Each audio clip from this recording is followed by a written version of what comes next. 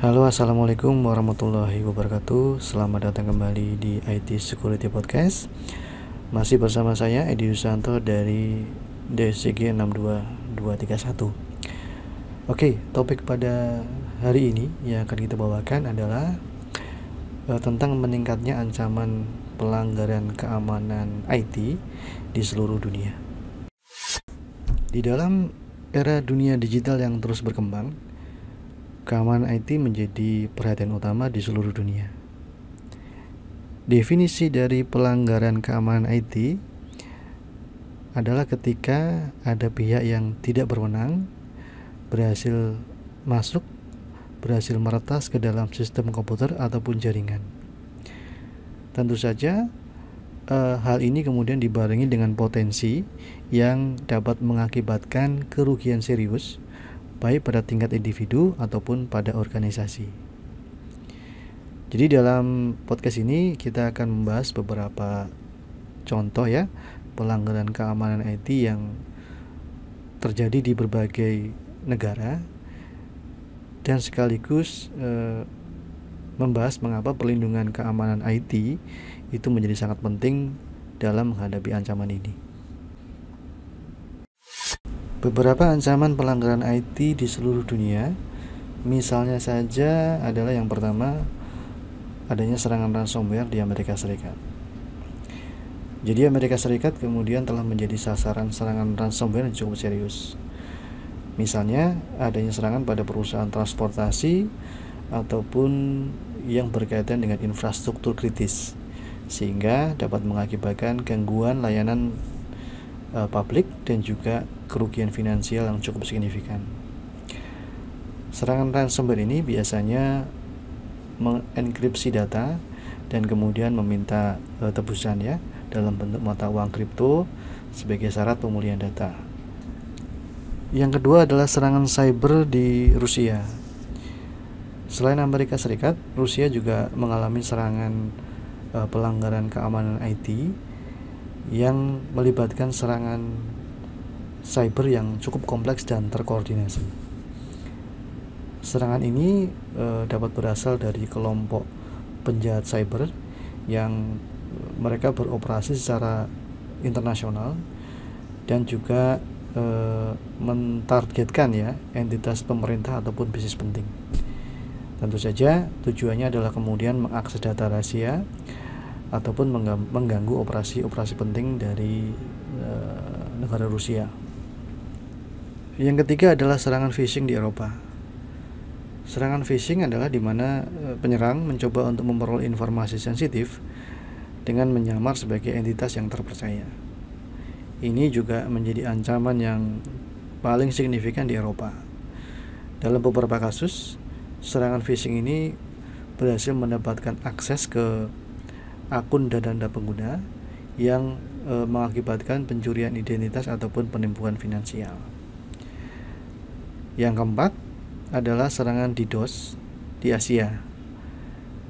Serangan DDoS atau Distributed Denial of Service juga telah menjadi perhatian di Asia karena dengan serangan ini penyerang umumnya menggunakan jaringan bot yang terinfeksi untuk mereka mengirimkan lalu lintas yang sangat tinggi ke sistem target, sehingga target biasanya server ini akan mengalami pemadaman atau penurunan kinerja yang cukup signifikan. Jadi istilahnya overload ya. Serangan DDoS ini dapat menyebabkan kerugian operasional ya dan mengganggu layanan online. Perlindungan keamanan IT menjadi semakin penting mengingat meningkatnya ancaman yang dihadapi di dunia digital saat ini. Ada beberapa langkah penting yang dapat diambil untuk melindungi keamanan IT. Misalnya saja adalah yang pertama pembaruan perangkat lunak ya. Jadi kita harus memastikan perangkat lunak yang kita pakai, kemudian sistem operasi dan juga aplikasi tetap diperbarui dengan patch keamanan yang terbaru untuk mengatasi kerentanan yang sudah diketahui. Yang kedua, meningkatkan kesadaran dari user atau pengguna. meningkatkan kesadaran pengguna tentang praktek keamanan seperti penggunaan kata sandi yang kuat, kemudian penggantian kata sandi secara berkala, tidak membuka lampiran atau tautan yang mencurigakan, dan juga kemudian misalnya melakukan tindakan pencegahan terhadap serangan phishing adalah hal yang kemudian bisa dibangun dari end user, karena seberapa kuat keamanan IT di ujung depan ya, misalnya dari sistem operasi ataupun dari jaringan, tetapi ketika end usernya sendiri tidak memiliki kesadaran, tentu akan memiliki ancaman yang serius dengan kebocoran ataupun kehilangan data-data mereka yang ada di dalam perangkat mereka sendiri. Yang ketiga adalah penggunaan keamanan multifaktor.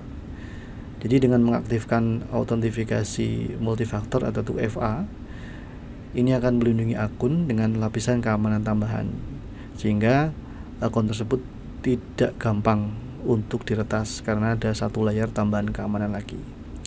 Yang keempat adalah pelatihan keamanan.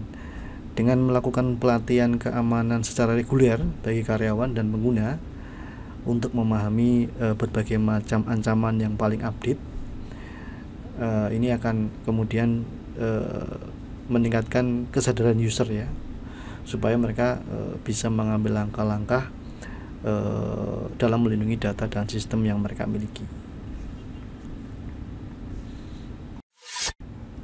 Sebagai penutup ataupun kesimpulan, jadi ancaman pelanggaran IT ini terjadi di seluruh dunia, dan tentu saja dari hari ke hari semakin berkembang seiring dengan kemajuan teknologi. Hari ini ada teknologi baru, mungkin esok hari akan ditemukan kelemahannya, dan lusa mungkin sudah bisa ditembus. Jadi kita akan selalu berhadapan dengan pelanggaran keamanan IT seiring dengan teknologi yang muncul. Dan penting buat individu dan juga organisasi, baik itu swasta atau pemerintah, untuk dapat meningkatkan kesadaran tentang pentingnya keamanan IT dan juga mengambil langkah-langkah pencegahan ya, yang tepat untuk dapat melindungi data kemudian sistem mereka. Diharapkan dengan satu kerjasama dan upaya yang terus berkelanjutan, kita semua dapat mengurangi dampak dari pelanggaran IT dan tetap menjaga keamanan di dalam dunia digital yang terhubung dalam satu lingkaran. Demikian yang dapat saya sampaikan pada episode podcast kali ini, di mana hari ini kita sudah membahas tentang meningkatnya ancaman pelanggaran keamanan IT di seluruh dunia. Saya Edi Susanto dari Devcon 62231 pamit dan sampai jumpa di episode selanjutnya. Wassalamualaikum warahmatullahi wabarakatuh.